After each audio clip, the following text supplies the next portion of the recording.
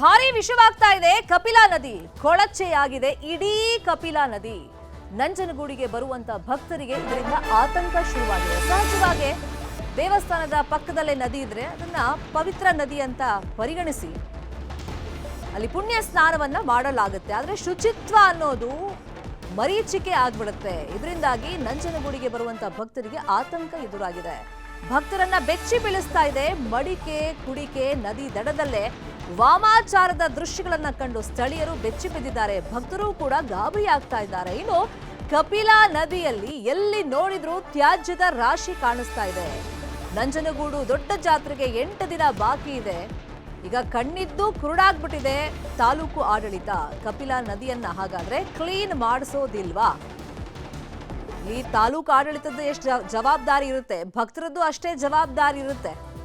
ಎಷ್ಟು ಸತಿ ಜಾಗೃತಿ ಮೂಡಿಸುವಂತ ಬೋರ್ಡ್ಗಳನ್ನ ಹಾಕಿ ಅರಿವು ಮೂಡಿಸುವಂತ ಪ್ರಯತ್ನಗಳನ್ನ ಮಾಡಿದ್ರು ಕೂಡ ತಮ್ಮ ಪಾಡಿಗೆ ತಾವು ಬಂದ್ರು, ತಾವು ಮಾತ್ರ ಪುಣ್ಯ ಸ್ನಾನ ಮಾಡಿದ್ರೆ ಸಾಕು, ಸೋಪ್ ಹಾಕೋದು, ಶಾಂಪೂ ಹಾಕೋದು, ಬಟ್ಟೆಯನ್ನ ಅಲ್ಲೇ ಬಿಸಾಡ್ ಬರೋದು, ವಾಮಾಚಾರ ಮಾಡೋದು, ಇಂಥದ್ದೆಲ್ಲ ಮಾಡ್ತಿರೋದ್ರಿಂದ ಈಗ ಭಕ್ತರಲ್ಲಿ ಆತಂಕ ಮನೆ ಮಾಡಿದೆ.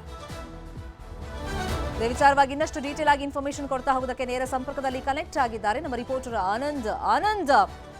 ಈಗ ಜಿಲ್ಲಾಡಳಿತ, ತಾಲೂಕಾಡಳಿತ ಎಲ್ಲಾ ಭಾಗದಲ್ಲೂ, ಆ ಭಾಗ ಮಾತ್ರ ಅಲ್ಲ ಎಲ್ಲಾ ಭಾಗದಲ್ಲೂ ಭಕ್ತರಿಗೆ ಅಲ್ಲಿ ಬರುವಂತ ಜನರಿಗೆ ಜಾಗೃತಿ ಮೂಡಿಸೋ ಪ್ರಯತ್ನ ಮಾಡಿದ್ರು ಕೂಡ ಇಲ್ಲಿ ತಾಲೂಕಾಡಳಿತದ ಎಷ್ಟು ಜವಾಬ್ದಾರಿ ಇರುತ್ತೆ, ಭಕ್ತರದ್ದು ಅಷ್ಟೇ ಜವಾಬ್ದಾರಿ ಇರುತ್ತೆ. ಈಗ ಕಪಿಲೆ ಬಗ್ಗೆ ಸ್ಥಳೀಯರಲ್ಲಿ ಆತಂಕ ಯಾವ್ಯಾವ ತರ ಇದೆ?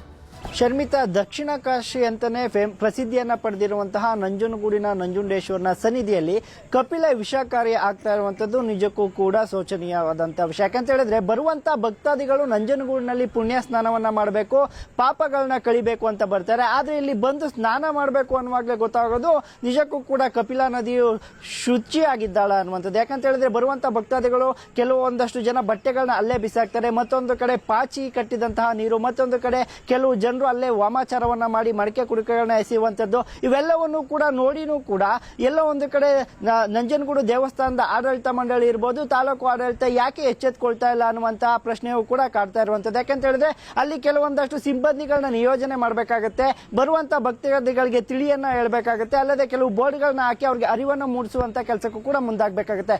ಆದ್ರೆ ಇದು ಯಾವುದೇ ಕೆಲಸವನ್ನು ಕೂಡ ನಂಜನಗೂಡು ದೇವಸ್ಥಾನದ ಆಡಳಿತ ಮಂಡಳಿ ಇರ್ಬೋದು ಹಾಗೂ ತಾಲೂಕು ಆಡಳಿತ ಅಲ್ಲಿ ಮಾಡ್ತಾ ಇಲ್ಲ. ಬದಲಾಗಿ ಏನಾಗ್ತಾ ಇದೆ, ಒಂದು ಕಡೆ ಈಗಾಗಲೇ ಫ್ಯಾಕ್ಟರಿಗಳು ಅನೇಕ ಕಡೆಯಿಂದ ನದಿಗೆ ತ್ಯಾಜ್ಯವನ್ನ ಬಿಡ್ತಾ ಇರುವಂತದ್ದು, ಮತ್ತೊಂದು ಕಡೆ ಚರಂಡಿ ನೀರನ್ನು ಸಹ ಬಿಡ್ತಾ ಇರುವಂತದ್ದು. ಈ ಕಲುಷಿತವಾಗಿರುವಂತಹ ಕಪಿಲಾ ನದಿಗೆ ಮತ್ತಷ್ಟು ಕೆಲವು ತಿಳಿಗೇಡಿ ಭಕ್ತರು ಅಂತಾನೆ ಕರಿಬಹುದು, ಅಂತವರು ಸಹ ನದಿಯನ್ನ ಅಶುಚಿಗೊಳಿಸ್ತಾ ಇರುವಂತದ್ದು. ಸದ್ಯಕ್ಕೆ ಈ ಬಗ್ಗೆ ನ್ಯೂಸ್ 18 ಈಗ ವರದಿಯನ್ನ ಮಾಡ್ತಾ ಇರುವಂತದ್ದು. ಇನ್ನಾದರೂ ಈಗ ಯಾಕಂದ್ರೆ ಏಪ್ರಿಲ್ 9ನೇ ತಾರೀಕು ನಂಜನಗೂಡಿನಲ್ಲಿ ದೊಡ್ಡ ಜಾತ್ರೆ ಶುರುವಾಗ್ತಾ ಇರುವಂತದ್ದು. ನಂಜುಂಡೇಶ್ವರನ ತೇರನ್ನ ಎಳಿತಾರೆ, ಲಕ್ಷಾಂತರ ಮಂದಿ ಪುಣ್ಯ ಸ್ನಾನ ಮಾಡ್ಲಿಕ್ಕೆ ನಂಜನಗೂಡಿಗೆ 9ನೇ ತಾರೀಕು ಆಗಮಿಸ್ತಾರೆ. ಇನ್ನಾದ್ರೂ ತಾಲೂಕು ಆಡಳಿತ ಮಂಡಳಿ, ದೇವಸ್ಥಾನ ಆಡಳಿತ ಮಂಡಳಿ ಎಚ್ಚೆತ್ತುಕೊಂಡು ಕಪಿಲೆಯನ್ನ ಶುದ್ಧೀಕರಣ ಮಾಡುವಂತಾಗ್ಲಿ ಅನ್ನುವಂಥದ್ದು ನ್ಯೂಸ್ 18 ಕನ್ನಡದ ಆಶಯ. ಶರ್ಮಿತಾ, ಸುದ್ದಿ ಪ್ರಸಾರ ಮಾಡಿದೀವಿ, ಫಾಲೋ ಅಪ್ ನೀವು ನಿರಂತರವಾಗಿ ಮಾಡ್ತಾ ಇರಿ. Thank you so much Anand, ಈ ಕ್ಷಣದ ಮಾಹಿತಿಯನ್ನು ಕೊಟ್ಟಿದ್ದೀರಿ.